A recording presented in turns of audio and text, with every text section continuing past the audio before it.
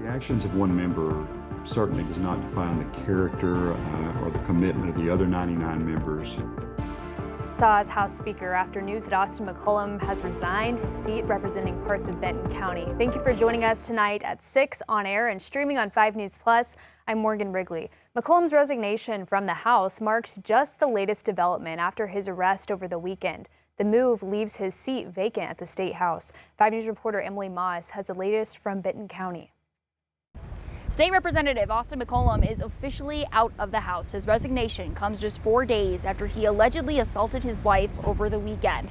Now, as that criminal case moves forward, both state and county officials are working to figure out what happens to his district seat, as well as the Benton County judge's race.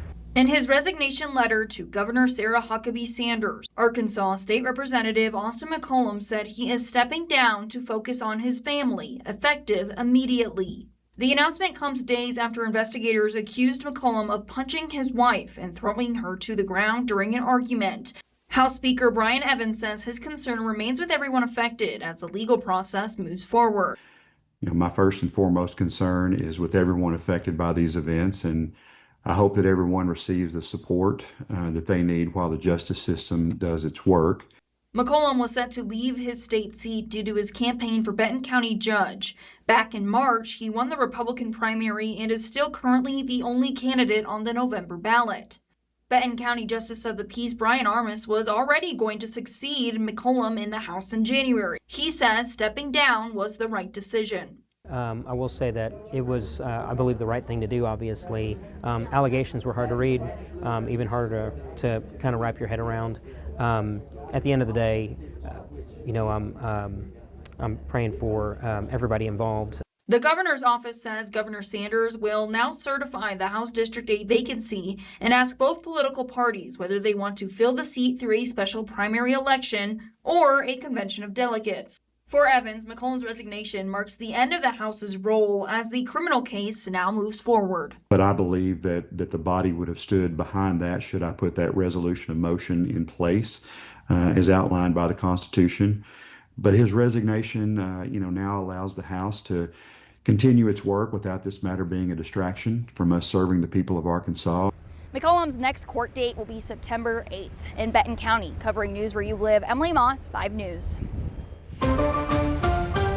100 the temperature right now. Fayetteville in Fort Smith, 99 currently in Sallisaw and Waldron, 95 temperature in Fayetteville, 94 in Bentonville. Wasn't a lot worse than it was yesterday, right? Still makes for a hot evening ahead of us. Now, temperatures overnight tonight likely only going to be dropping down into the mid to even some upper 70s. A couple of folks did see some stray pop-ups today. Had some of that light rain clip parts of Benton County. Had a nice little shower in Paris, north of Paris here.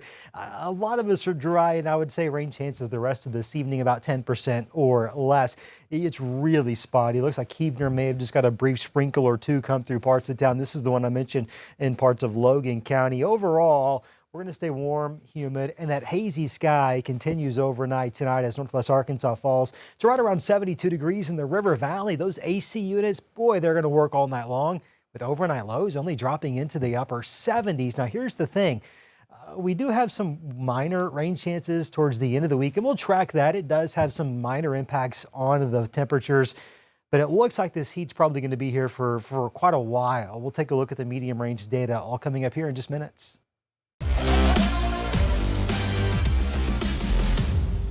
Well, training camp is officially underway in Fayetteville for the Razorbacks. The season starts exactly 1 month from tonight, and it will be the first under new head coach Ryan Silverfield. 5 News Sports reporter Kyle Marshak is joining us live on campus with an update on how Silverfield is getting the Hogs ready. Kyle.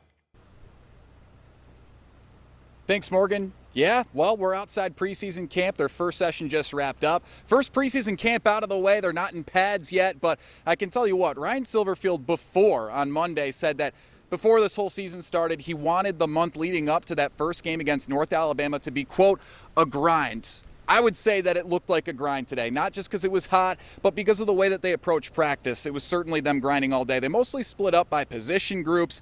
Drill after drill, they were going hard on each rep. And, you know, Silverfield was talking about wanting them to really sharpen their skills before that season opener against North Alabama. They certainly treated today's practice like that. Of course, everyone focused on the QBs, KJ Jackson, AJ Hill. They go rep after rep, so it's tough to tell who they're favoring so far. But I'll tell you what, one group that I'm really looking forward to, the skill guys, specifically the running backs, Sutton Smith, Cam Settles, Braylon Russell, all looked really sharp today. That would be my position group to watch before this first season under Ryan Silverfield. But who knows? We've got to talk defense too after this. The defensive coordinator is on the podium right now. But for now, I'll toss it back to you, Morgan.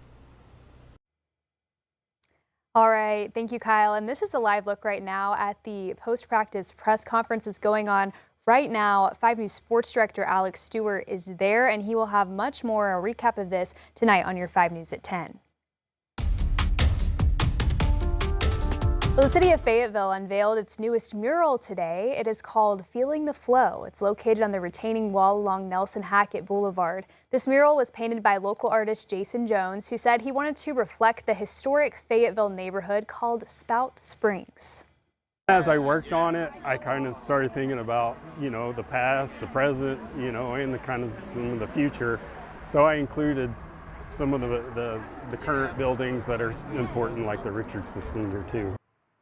Fayetteville plans to release details on the next mural project the city will be commissioning in early 2027. And the Fayetteville City Council approved plans last night to establish a new Black Historic District. The vote comes after 3 years of discussions on this. It's the city's first local historic district that's recognizing the contributions of Fayetteville's Black community. The zone is located in South Fayetteville, and it covers a 21-acre area with the city's highest concentration of historic Black ownership. The designation also means certain construction and demolition requests within the district could require review by the Historic District Commission. Well, Fort Smith's Board of Directors has made an offer to Jeff Dingman for the role of city administrator. They signed off on the hiring after a 4-3 vote last night. And Dingman has been serving as acting city administrator since the firing of Carl Gefgen in December 2024. If Dingman accepts the offer, he will continue to run day-to-day operations in Fort Smith. Well, the woman charged in the deadly shooting of a Fort Smith teenager made her first court appearance today. Jasmine Johnston pleaded not guilty to first-degree murder. U.S. Marshals arrested her last week in Houston after nearly 3 weeks on the run. She remains in the Sebastian County Jail tonight on a $500,000 bond. Donnie Warner is also charged with first-degree murder in that deadly shooting. He was arrested in the days following the crime, and he is also being held on a $500,000 bond. Police have not released the identity of the teen who was killed. Well, a man who's been in trouble with the Sequoyah County deputies before is now back behind bars after allegedly leading them on a multi-county chase. Deputies say this is Brandon Boykin's 3rd time speeding away from police. Last month, investigators say he sparked an all-night manhunt in Bayan after an incident at a Love's involving a stolen vehicle and trafficking methamphetamine. 5 News reported that deputies identified Boykin as one of 2 suspects in that case. On Monday, deputies say they tried to pull him over, but he took off, later crashing. Deputies say they then found a gun they believe was knocked out of his hand during the crash. His bond is set at just over $100,000.